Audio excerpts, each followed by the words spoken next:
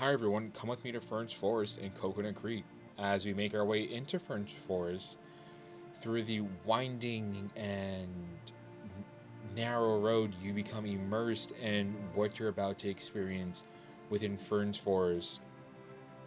Now, this preserve spans roughly about 243 to 250 acres, preserving a natural ecosystem within Broward County. I sort of skipped this part, but they do have an informational area where you're able to see various signs of what's going on within Fern Forest and what it used to look like with some of the photos along the wall. And here you can see some of the insects and just the overall amount of information within the visiting center. A few things that I learned along the guided walk was that the forest has over 30 different species of ferns, hence its name, and is roughly home to more than around 200 plant species. Now, what's unique about this area is the fact that they have two trails. So they have the Cypress Creek Trail or the ground trails that you can take. I actually ended up going down the Cypress Creek Trail.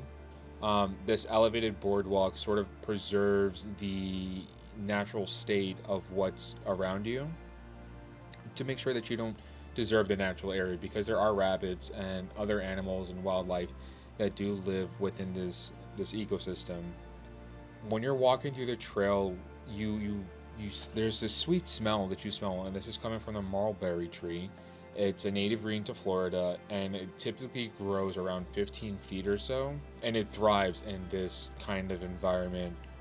Now, during this guided walk, it looked like, I think someone mentioned that it looked like there was corn growing out of the grass. Now, these are actually swamp lilies. They do have a white flower that they produce, but unfortunately at this time there weren't any to sort of see. Just to continue about the abundance of orchids throughout this ecosystem, you can see that it's here resting on a sable palm without any issue.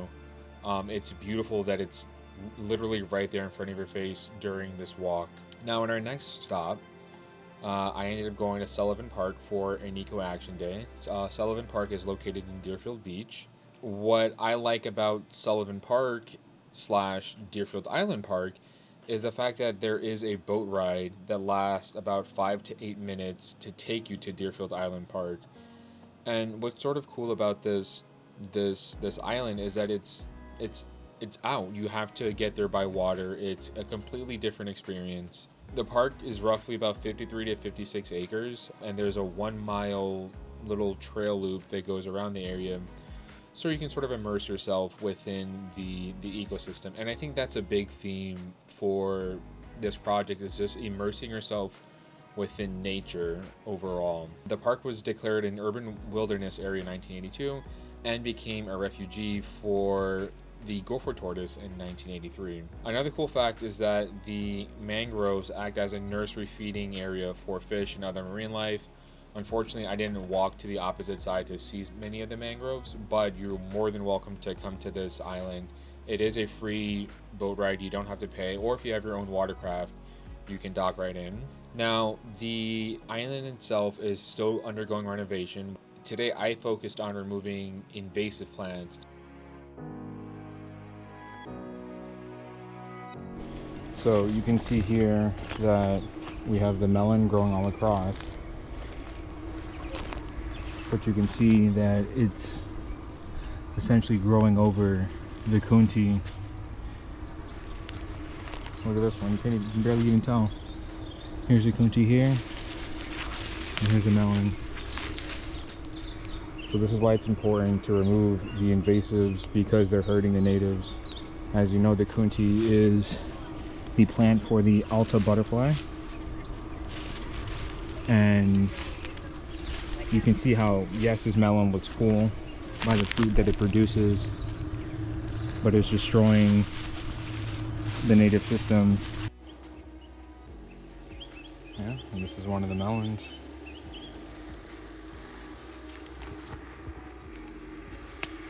This entire bush.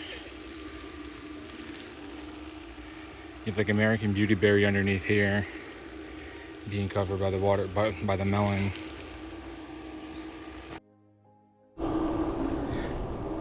The cool thing about pulling this out is that it's oddly satisfying Here I am focusing on getting the root out. Another one over here. Look how long these roots are.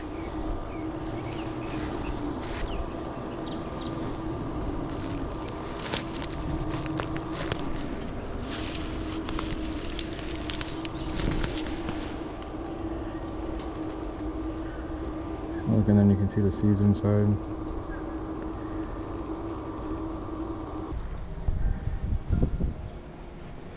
Coontie is essentially free.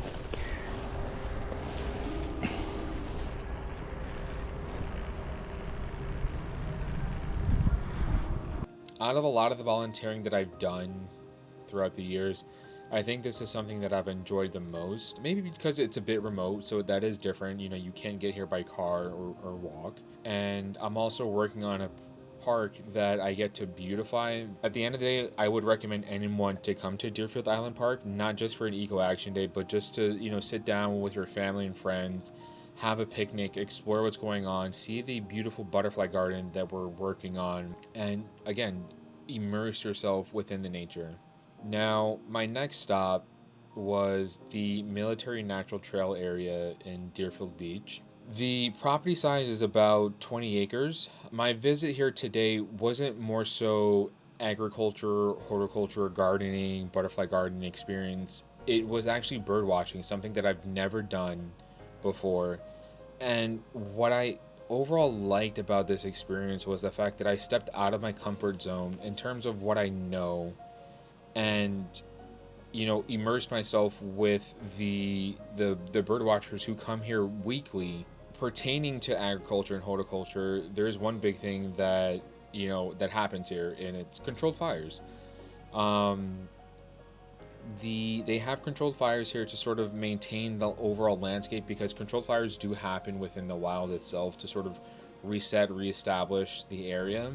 And here you can see that they burnt, you know, some of the saw palmetto, but it quickly resprouts right after the fire, and you can definitely see that with the trunk still being burnt and the fronds coming right back out. Now, the other thing is that this is next to a residential area, and you can see here that there is an invasive species, a pothos, overgrowing from what looks like the residential side into the native side. And you know, this is something that has to be taken care of, because you don't want to damage the ecosystem that's within the park itself, because there are a lot of fruit-bearing trees in that area that can get overwhelmed if it's not maintained throughout the park. Now, as a bonus, I ended up going to Alligator Alley off of I-75.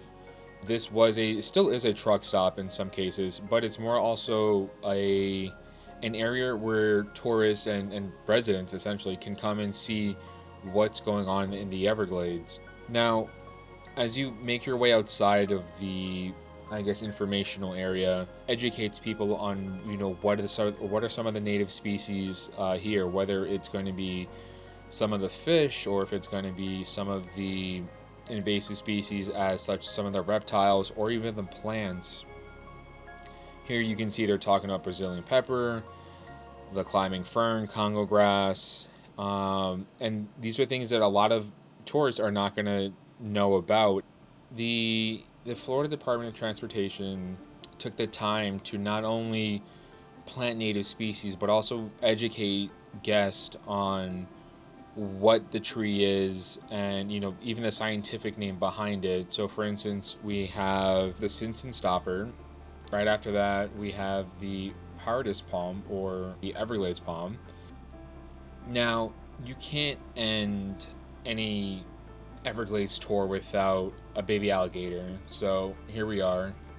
I just want to close this video by saying thank you to the NatureScape and Habitat Steward program for providing all of these free experiences, not just to me, but to the public. This is a free experience to the public for them to sort of enjoy and become immersed within the native ecosystem within South Florida. The other congratulations or thank you that I want to give are to the master naturalist who took the time to passionately explain what their field of study is and answer the questions that a lot of us had, and just the overall warm welcoming that they give when it comes to something of this nature, essentially. Thank you again, and I hope you enjoyed the video.